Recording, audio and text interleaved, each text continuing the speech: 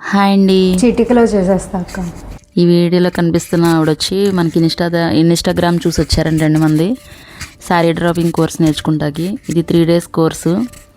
So తిను చెప్పిన విషయాలు వింటే అసలు నాకు చాలా నవ్వు వస్తుంది.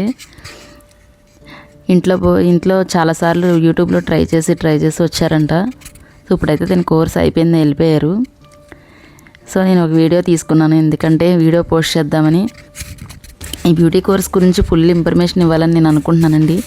అంటే నేర్చుకునే వాళ్ళకి, నేర్చుకోవాలనుకునే వాళ్ళకి, నేర్చుకుని ఆగిపోయిన వాళ్ళకి కూడా ఉపయోగపడతాయి. పూర్తిగా వీడియోలను చూడండి. అన్ని వీడియోలు చూస్తే ఎదర ఫ్యూచర్లో ఇంకా నా బ్యూటీ అనుభవాలన్నీ షేర్ చేద్దాం అనుకుంటున్నాను.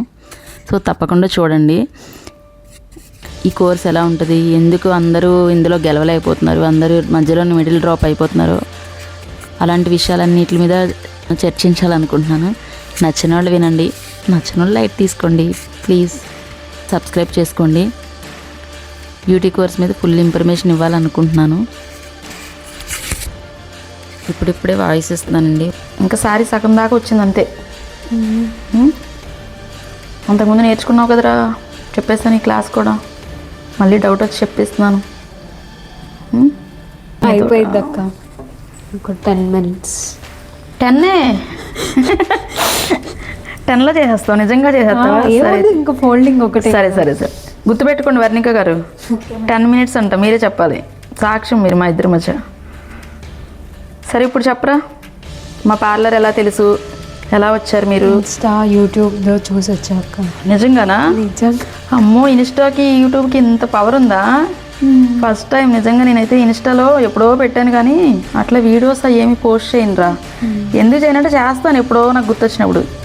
1 month నుంచి కంటిన్యూగా పెడుతున్నా. 1 month పెడితేనే నువ్వు వచ్చేసావు. ఫస్ట్ నుంచి పెడితే ఇంకెంతమంది వచ్చేవారు. కానీ ఏమనుకుని వచ్చేవారా ఒక్కసారి చెప్పు. ఒక 30 minutesలో చేసేస్తాను అనుకున్నా. ఒక 30 minutesలో శారీ చేసేద్దామని వచ్చేసావా? అంటే 30 minutesలో నువ్వు అనుకున్నట్టు శారీ అయిపోతుంది, కాకపోతే నేర్చుకునేటప్పుడు అవ్వదు.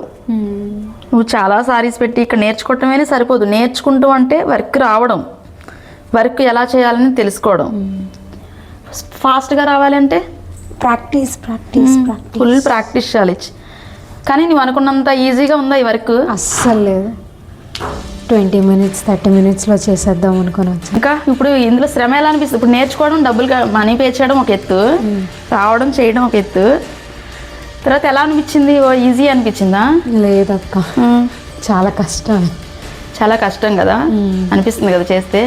అట్లాగే ఏ పని మీరు ఎవరికైనా ఇప్పుడు ఫస్ట్ మీ మ్యారేజ్కో ఎప్పుడో ఎవరికైనా సారీస్ ఇస్తూ ఉండేవారు కదా, ఏమనుకునేవారు? జస్ట్ ఇంతే కదా, ఎందుకు ఇంత అమౌంట్ తీసుకుంటున్నారు అని అనుకునేదాను. ఇప్పుడు ఏమనిపిస్తుంది?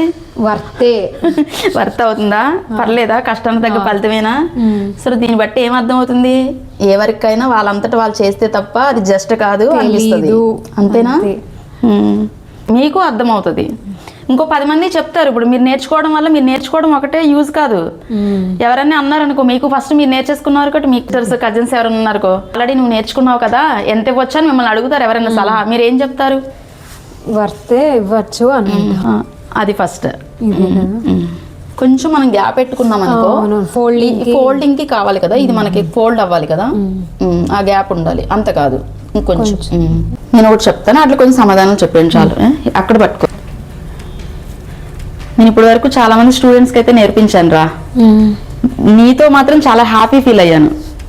ఎందుకంటే నేను ఎలా వీడియో చేయడం, ఇవన్నీ పోస్ట్ చేయడం, అసలు నువ్వు ఇన్స్టా ద్వారా వచ్చావంటే నేను చాలా హ్యాపీ. అది కూడా ఇన్స్టా ఈ మధ్య ఇంప్రూవ్ చేశాను, దాన్ని చూసి నువ్వు వచ్చావా అని.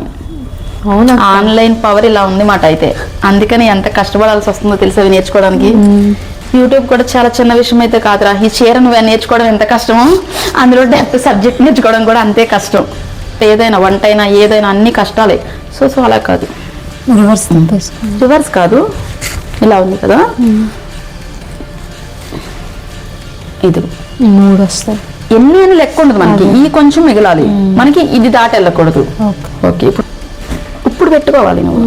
అది ఏంటబ్బా, ఏదో మిస్ అయింది అనుకుంటున్నావా?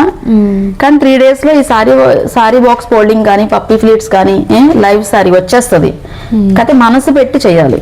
ఇది ఇప్పుడు చూడు తగ్గింది కదా, ఇది డెప్త్ ఒక 1 తిప్పితే ఏంటంటే దీనికి కొంచెం మనకి వచ్చేస్తుంది. ఇలా లోపల ఇలా తిప్పడం వల్ల దీనికి సపోర్టింగ్ కూడా ఉంటది. బాక్స్ ఫోల్డింగ్ అంటే క్యారీ చేయాలి కదా, ఎవరైనా బయటకు తీసుకెళ్ళినప్పుడు అది క్యారీ చేయాలంటే మనం పర్ఫెక్ట్ గా చేయాలి. అలానే ఫస్ట్ అన్ని సారీకి కావాల్సినవి అన్ని కొనేసుకుని అవి చేసి 2-3 ఇస్త్రీ పెట్టెలు చేసి ఆల్రెడీ నువ్వు ఇంట్లో కదా చేసుకునేది. సో ఇందులో ఈ కష్టం కూడా నువ్వు పడతావో తర్వాత ఎందుకులే మనకి ఎందుకు వచ్చిన శ్రమ, డబ్బులు ఏదో వాళ్ళకి ఇచ్చి చేయించుకుంటాం అనుకుంటామో తెలియదు కానీ ముందు కొనేసి పెట్టుకోకు. నేర్చుకున్నావు కదా, ముందు నీ పేషెన్సీ అంతా దీన్ని చూపించు. నాకు వచ్చేసిన పర్ల నేను చేసుకోగలను అన్న రోజు అన్ని కొనుక్కో, నా సజెషన్. ఓకేనా? పర్లేదక్క. బాగా చేసావురా.